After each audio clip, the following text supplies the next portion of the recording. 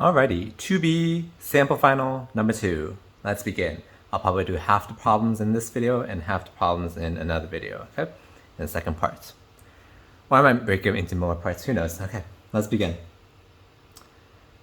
This one asks, consider continuous functions f and f prime, where f prime denotes the derivative of f, with values given by this table.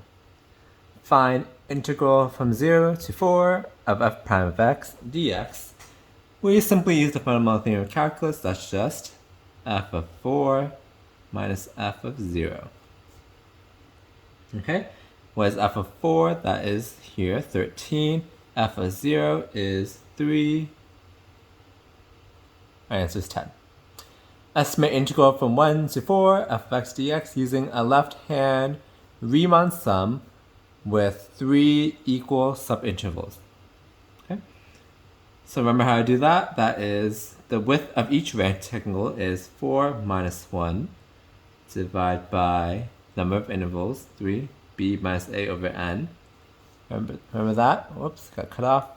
b minus a over n is 4 minus 1 over 3, which is just 1. So the width of each rectangle is 1. Okay.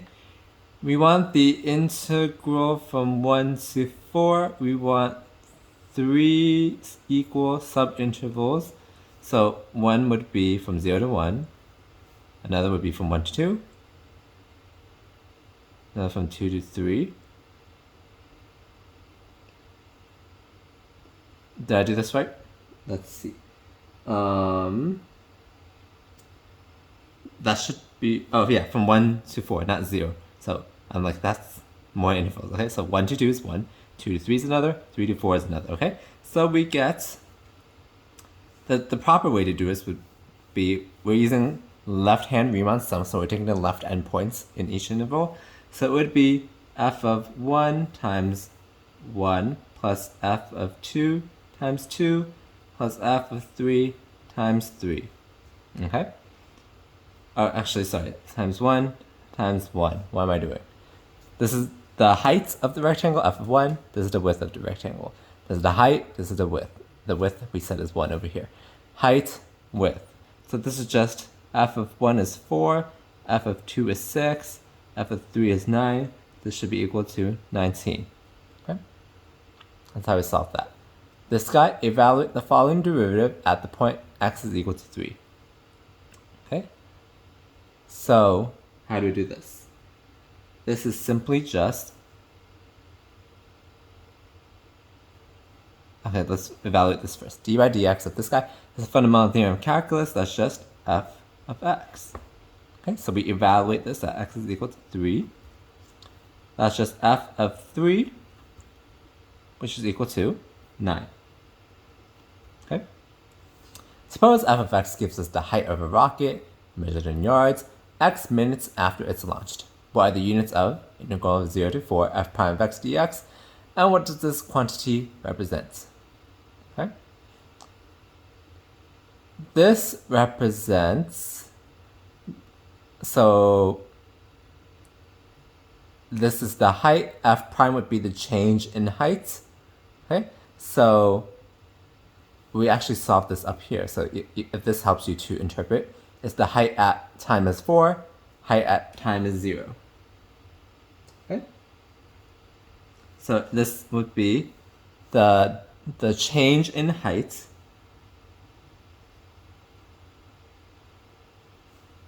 after 4 minutes. Okay? Units, the units are, it's a height, so the units are in yards. Okay? Remember, integral is net change. That's one of the topics you learn. So it's the net change of the height, or the change in height after 4 minutes, since we're starting from time is 0. So we could say after 4 minutes. Okay? That's how we do this first problem. Not bad at all. Number 2, evaluate the sky. This is 7 points out of this 100-point midterm. How do we solve this? This, you can probably solve this multiple ways. Let's go down a list. Is it integration by parts? Probably not. I don't see a product of two kind of seemingly unsimilar functions. Is it a trig integral? It's not. is it trig sub? Trig sub could probably work, okay? Because this is a something squared plus something squared. There's no square root, so that square root is technically squared. So it's trig sub could work. Partial fractions, could that work? No, because it might, but it might be more complex. But in the scope of this course, we don't know how to factor this bottom, so probably not. How about substitution? A substitution does work if you can see it. Okay. If not, trig sub, you'll get the same answer. Okay. I do see that we can substitute. The hint here should be it's something over 1 plus something squared. That kind of looks like arctan. It's just not, this is an x squared. Okay? So if we let u be x squared,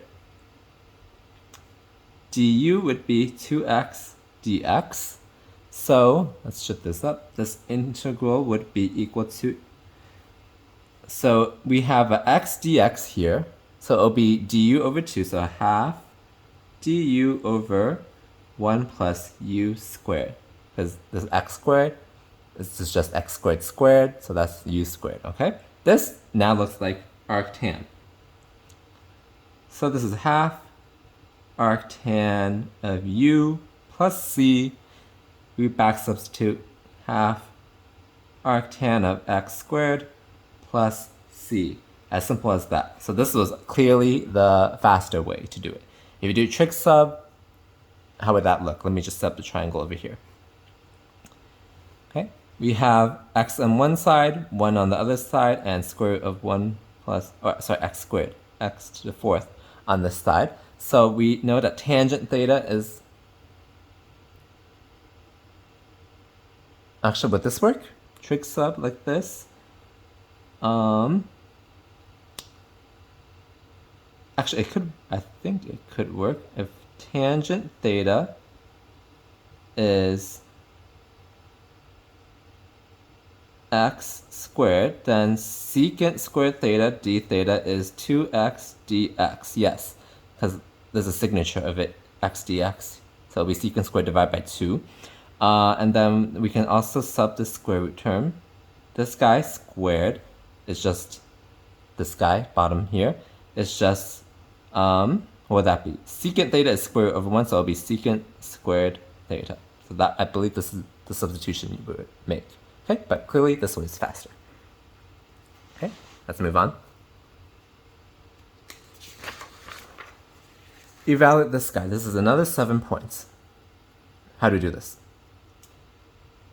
This looks like a product of two kind of unrelated functions, so I'm thinking integration by parts, okay? Is there a substitution if u is x squared, du is 2x dx, but that's not, that 2x is inside the exponential, so probably not that. Not a trig integral, not trig sub, not partial fraction, so we're left with integration by parts as a candidate, okay? So let u be what? U should be x squared, du would be 2x dx, dv is what's remaining, e to 2x dx, so v is half e to 2x. Okay, why did I choose it like this? Well, remember when you have a x squared times like e or sine or cosine, we want to reduce this x squared by integration by parts, so we probably have to do it twice. Okay, if you know the tabular method of how to do it, please, by all means, do it. But I'll show you the quote-unquote normal way to do it. So uv minus v du. That'll be half x squared e to 2x minus half times 2 times half to cancel. So minus integral of x e to 2x dx. Did I get this right? It'll be, sorry, this is a minus 2x. So then this would be a minus, and then would this constant be correct? It would be a minus also. So this should actually be a plus, and this is a minus. There we go. Let me check one more time. E to the minus 2x dx is what was remaining. That was my bad. So if we integrate that, that would be minus half e to minus first, because if we differentiate this, the minus 2 times minus half would be 1, and then e is the same for the derivative.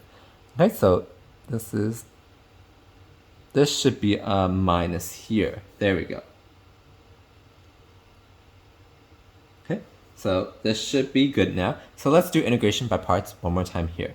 We let u be x, du is dx, dv is what's remaining, so that's e to the minus 2x dx, v is minus half e to the minus 2x. Okay, so our integral becomes, the first term's the same, we didn't do anything to that, plus uv, so that'll be minus half x e to the minus 2x, and that'll be plus integral, because minus integral of minus, so pull the half out, e to the minus 2x dx. This integral is easy to evaluate.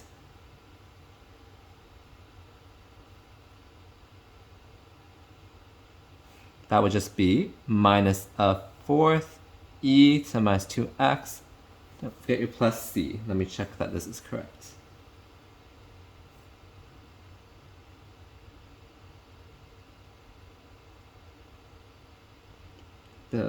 This key factored out this term, so that's why I'm checking.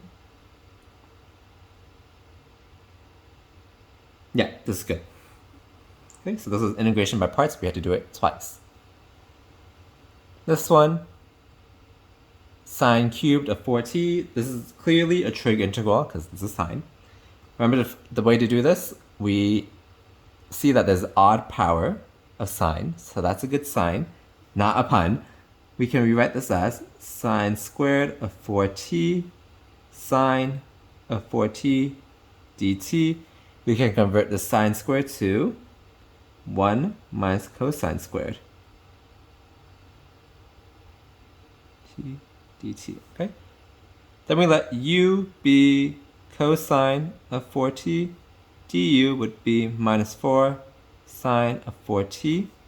So we would get 1 minus u squared, and that would be minus the fourth du. Okay? So then we can integrate. That would be 1/4 of u minus a third u cubed plus c, and then we back substitute. Minus the fourth cosine of 4t minus cosine cubed of 4t over 3 plus c.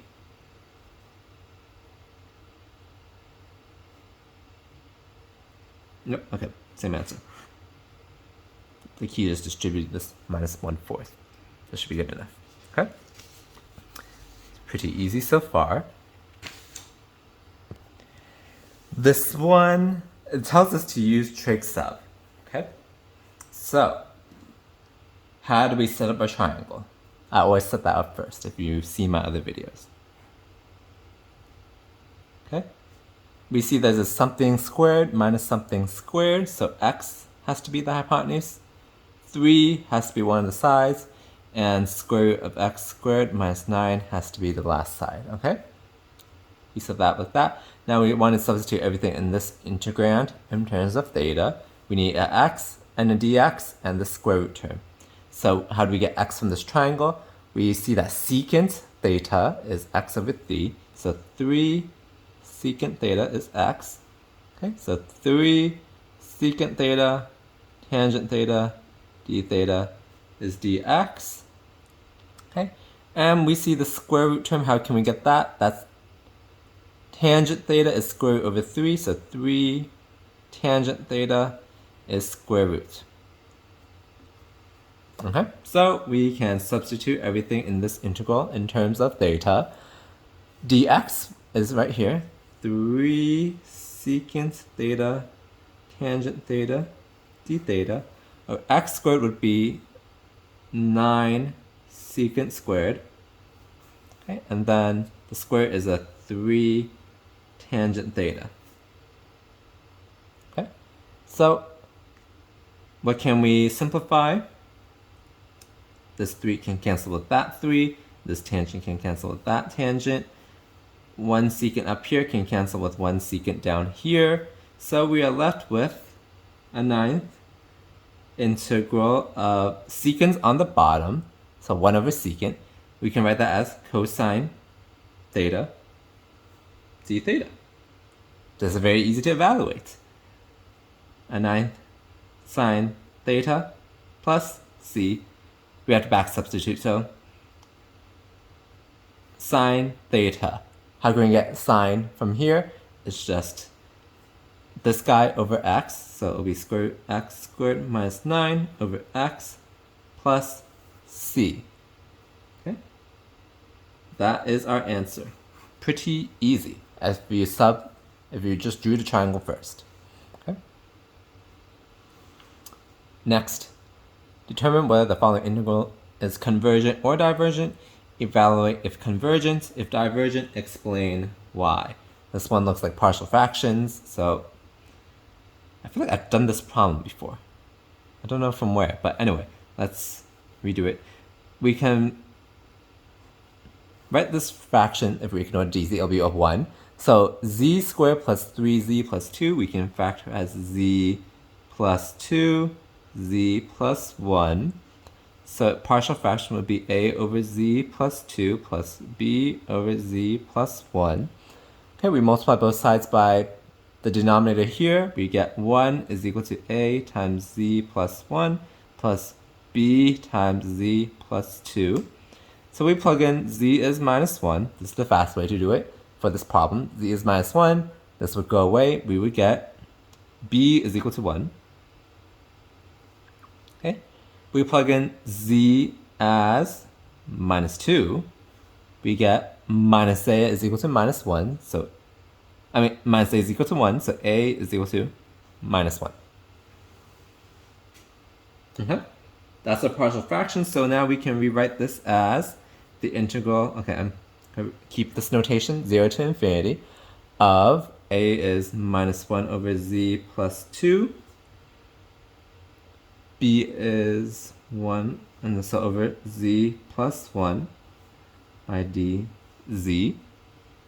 Okay, then this is simple. These are just logs, so it'll be minus log of z plus 2 plus log z plus 1. Evaluate this from 0 to infinity. Remember, properties of logs, we can combine these two. Ln of a plus b is ln a times ln b, so ln a minus ln b would be ln a over ln b, so we can rewrite this as ln z plus 1 over z plus 2. So this should be like that. Sorry, evaluate from 0 to infinity. Okay.